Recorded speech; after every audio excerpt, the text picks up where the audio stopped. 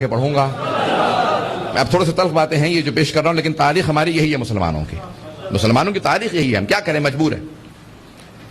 امام ابو حنیفہ عراق واپس چلے گئے. انہوں نے جانے کے بعد وہاں پہ پورا اپنا ایک مکتب شروع کر دیا، پڑھانے لگے. چھٹے امام علیہ السلام عراق زیارات پہ گئے. ہماری زیارت جو وارثہ آج ہے، یہ چھٹے امام علیہ السلام جب زیارت پہ گئے تھے تو حضرت صفوان ابن جمال سے یہ روایت نقل ہے کہ چھٹے امام نے ان الفاظ سے زیارت پڑھی تھی. انہوں نے فوراً پوچھا کہ مولا یہ الفاظ لکھ لوں؟ امام نے کہا لکھ کے مجھے دکھا دے تاکہ میں تصحیح بھی کر دوں. الفاظ آگے پیچھے نہ کرنا، صرف معصوم سمجھتا ہے دوسرے معصوم کو مخاطب کیسے کرنا. پتہ نہیں توجہ ہے یا نہیں ہے. پھر امام نے زیارت عاشورہ لکھوائی، دعائے علقمہ لکھوائی. یہ ساری جناب صفوان جمال سے زیارات ہیں. سب کی توجہ ہو میرے ساتھ. حضرت صفوان جمال کہتے ہیں امام آئے، امام نے باقاعدہ زیارات کا بتایا، کون سی زیارت کہاں پہ ہے، کس مقام پہ کس طرح سے بیٹھنا، کہاں پہ کون سی نماز پڑھنی ہے. توجہ ہے. پھر حضرت صفوان کہتے ہیں امام میرے ساتھ کوفے گئے، مسجد کوفہ میں آپ مقام امام صادق علیہ السلام موجود ہے. مسجد سہلہ گئے. اس کے بعد ایک مرتبہ نجف اشرف گئے، وادی السلام. زیارات کرتے کرتے بتانے لگے یہاں ہود و صالح ہیں، سارے بتائیں. ایک ایسے مقام پہ گئے کہ وہاں پہ زیارت کرنے کے بعد 40 قدم تک صادق آل محمد نے پشت نہیں کی. نہیں کہا اپنی پشت نہیں کی، الٹے قدم چلتے رہے. امام نے پشت نہیں کی، 40 قدم تک امام پشت پہ چلتے رہے. میں نے فوراً پوچھا کہ مولا آپ نے جو تعظیم یہاں کی ہے کسی مقام پہ نہیں کی، یہاں کس کا روضہ ہے؟ کہا کہ صفوان اعلان نہ کرنا، یہاں ہمارے جد امجد علی ابن ابی طالب کا روضہ ہے. مولا اگر اجازت ہے تو ایک نشان بنا لوں اپنے لیے تاکہ مجھے یاد رہے، خاص خاص شیعوں کو لے کے آیا کروں گا. امام نے کہا اجازت ہے. پہلی مرتبہ امیر المؤمنین کے روضہ اطہر کی اگر زیارت کی اجازت ملی تو صادق آل محمد کے زمانے میں ملی ہے، خاص خاصیوں کو. پھر 8ویں امام علیہ السلام کے زمانے میں اعلان عام ہوا. سب کی توجہ ہے؟ سننا چاہ رہے ہیں سب لوگ؟ وقت گزر گیا، میں نے توجہ نہیں کی، وقت بہت تیزی سے گزر گیا. تو جانے گرامی اب امام نے وہاں پہ اعلان کیا. اب امام وہاں پہ بھی جب گئے تو مختلف زیارات کی تعلیم دے رہے ہیں، مختلف علوم کی آبیاری کر رہے ہیں، شاگردوں کی تربیت کر رہے ہیں. امام نے فوراً بلایا، کہا ذرا بلاؤ، ذرا میرے جو شیعہ آنا چاہتے ہیں ان کو ملنے کے لیے اجازت دو. آنے لگے. ایک مرتبہ کسی نے کہا مولا کوئی ابو حنیفہ نامی آدمی دروازے پہ آیا. امام نے کہا ان سے کہو واپس چلا جائے. توجہ کیجئے گا. ان سے کہو واپس چلا جائے. میں توہین نہیں کر رہا ہوں، میں تاریخ کو پیش کر رہا ہوں، بڑے احترام سے نام لے رہا ہوں اور میں کوئی بھی کسی کی دل آزاری کا قصد نہیں رکھتا. سب کی توجہ ہو میرے ساتھ. امام نے کہا کہ ان سے کہو کہ واپس چلے جائیں. اتنے میں جب کہا کہ واپس چلے جائیں تو کچھ اور شیعوں نے پیغام بھیجا کہ امام سے کہو کہ یہ شیعہ ملنے کے لیے آئے ہیں. امام نے کہا کہ ٹھیک ہے ان کو آنے کی اجازت دے دو. توجہ ہے؟ انہیں آنے کی اجازت دے دو. وہ سارے شیعہ جیسے ہی آئے تو ان میں امام ابو حنیفہ بھی شامل ہو کے داخل ہو کے آ کے بیٹھ گئے سامنے.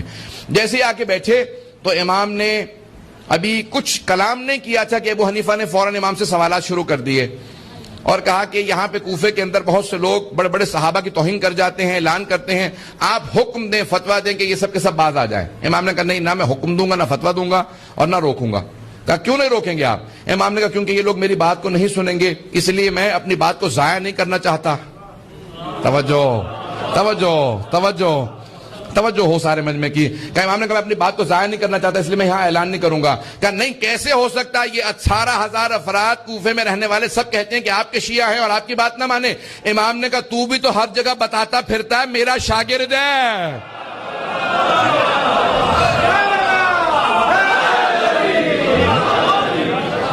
تو ہر جگہ بتاتا پھرتا میرا شاگرد ہے، میرا ماننے والا ہے، کیا تو میری بات کو مانتا ہے؟ کہاں میں آپ کی باتوں کو مانتا ہوں، ہمیشہ میرے متعلق کہتے رہتے میں باتوں کو نہیں مانتا. امام نے کہا بھی میں نے تجھے اجازت دی تھی اندر آنے کی.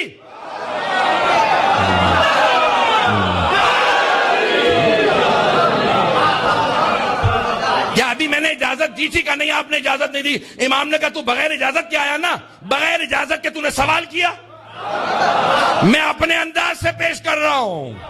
امام کے کلام کو جب پیش کرتا ہوں جذبات ویسے ہی بلند ہو جاتے ہیں. امام نے کہا بغیر اجازت کے تو آیا، بغیر اجازت کے سوال کیا، بغیر اجازت کے بولے چلا جا رہا ہے. جب تو نہیں سنتا شاگرد ہو کے تو کیا توقع رکھتا ہے کہ سارا ملک میری باتیں سنتا پھرے گا؟ نہ میں روکوں گا، نہ میں حکم دوں گا، جو جس کی توہین کرتا کرتا رہے.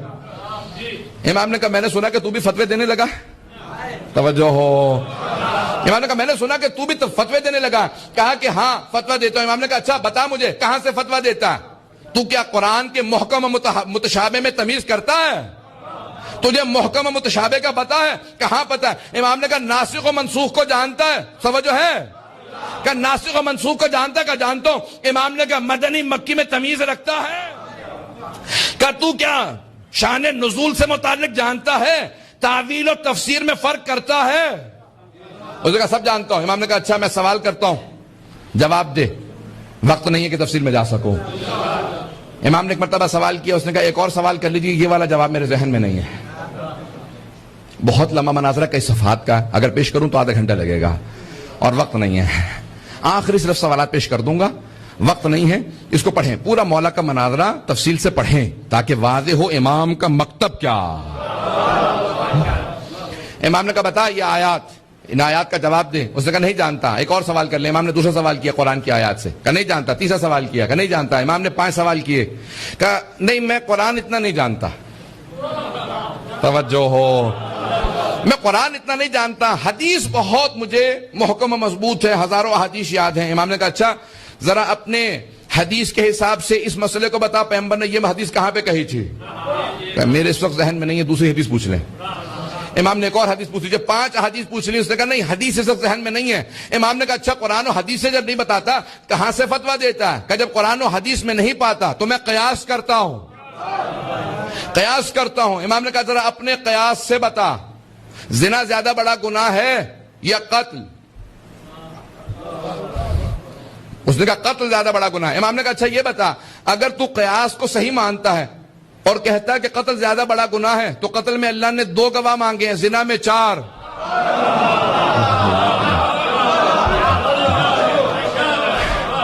اگر قیاس صحیح ہے, تو کہتا ہے قیاس کے حساب سے جواب دیتا ہے, تو ذرا قیاس کے حساب سے بتا. ابھی تو نے کہا ہے کہ قتل زیادہ بڑا گناہ ہے, وہاں 2 گواہ, زنا میں 4, کیوں؟ کہ ذہن میں نہیں ہے. ایک اور سوال کر لیں. توجہ ہو, اب میں جلدی پیش کر رہا ہوں. ممبر کے احترام میں صرف اور صرف وہی بات کروں گا جو امام علیہ السلام نے کہی ہے. امام نے فوراً کہا مل انجز, زیادہ نجس کیا ہے؟ پیشاب یا منی؟ کہا کہ پیشاب. امام نے کہا بتا, اس کے بعد وضو واجب ہے, اس کے بعد غسل, تیرا قیاس کہاں؟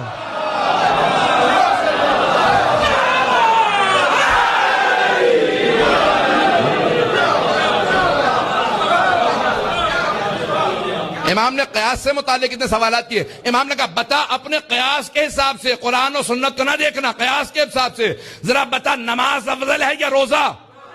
اس نے کہا نماز افضل ہے, اس میں کوئی دو رائے نہیں ہے. امام نے کہا اپنے قیاس کے حساب سے بتا, خاص ایام میں مستورات کی نمازیں ساقط, روزے کی پھر بھی قضا واجب.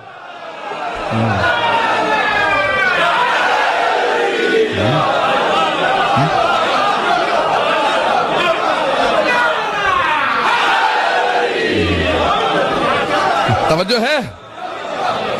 امام نے کہا ایک اور مسئلہ پوچھ لوں؟ کہا آپ جتنے چاہیے پوچھ لیجئے, میرا ذہن تیار ہو رہا ہے آہستہ آہستہ, آپ بھی تیار ہو جائیے.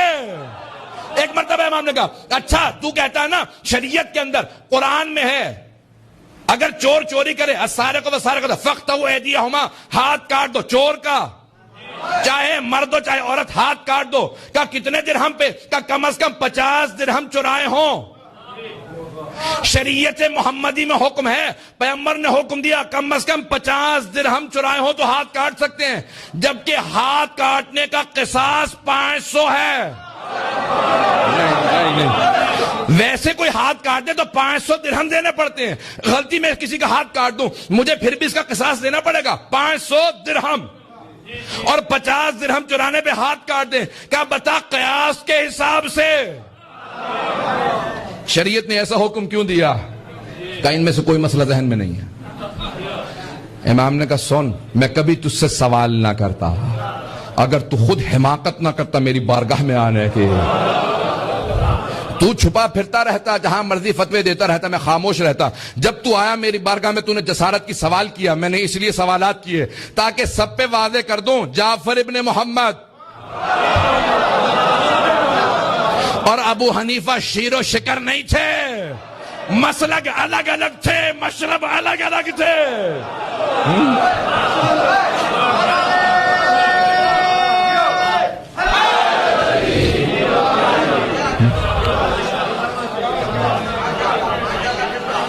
کہا اب میں آپ کی ہر بات مانوں گا.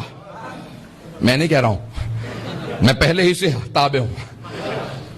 اس نے کہا میں آپ کی ہر بات مانوں گا، آپ جو کہیں گے میں آپ کی بات مانوں گا. امام نے کہا تو جھوٹ کہتا ہے، تو نہیں مانے گا. توجہ سے سنیے گا. امام نے کہا تو یہاں سے اٹھ کے جائے گا. سن، اذا افتیت، اگر تو فتویٰ دیتا ہے تو ہلکت و ہلک، تو خود بھی ہلاک ہوگا اور جو تیری پیروی کرے گا اسے ان سب کو ہلاک کر دے گا. کہا آج سے آپ سے وعدہ، آج کے بعد سے فتویٰ نہیں دوں گا. امام نے کہا جھوٹ کہتا ہے، دنیا کی محبت تیرے دل میں اتنی رچ بس چکی ہے، تو یہاں سے اٹھ کے باہر جائے گا، پھر میری توہین کرے گا، پھر کہے گا فتویٰ دوں گا. کہا نہیں. ایک مرتبہ اٹھ کے باہر گیا، سارے کہنے لگے مولا اتنی تنبیہ کی اثر ہوگا؟ امام نے کہا جو کہہ چکا وہ سامنے کہا، پیچھے سے نہیں. توجہ، میں نے پیچھے نہیں کہا، اس کے سامنے اس کے منہ پہ کہا میں جانتا ہوں یہی کچھ ہوگا. کیا ہوا؟ اسی مہینے اس نے کہا یہ بزرگ ہو چکے ہیں، ایسی ہی باتیں کرتے رہتے ہیں، ہمیشہ مجھے ڈانٹتے ہی رہتے ہیں. حضران گرامی، کبھی ایسا نہ ہو، امام کی ڈانٹ محبت کی ڈانٹ ہوتی ہے. کہیں ایسا نہ ہو کہ انسان امام علیہ السلام کا بغض اپنے دل میں رکھ لے، نفرت رکھ لے. جتنے مکتب ہیں وہ اپنی دوبارہ اصلاح کریں کہ ہم آیا آل محمد کے تابع دار ہیں یا نہیں. پتہ نہیں بات واضح ہو رہی یا نہیں ہو رہی. توجہ ہے لوگوں کی میرے ساتھ؟ وقت گزر رہا ہے، میں تھوڑا سا وقت لینا